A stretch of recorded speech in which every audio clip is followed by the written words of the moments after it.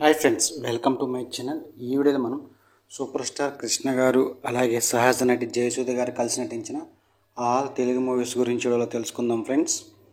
వీరిద్దరు కలిసి దాదాపుగా 11 సినిమాల్లో నటించారు.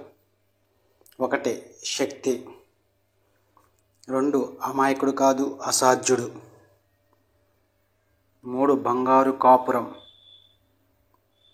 4 ప్రజాప్రతినిధి, 5 లంకె బిందులు, 6 పోరాటం, 7 పల్నాటి సింహం, 8 చట్టానికి 1000 కళ్ళు, 9 డాక్టర్ సినీ యాక్టర్, 10 కిరాయి అల్లుడు, 11 అందరికంటే మొనగాడు.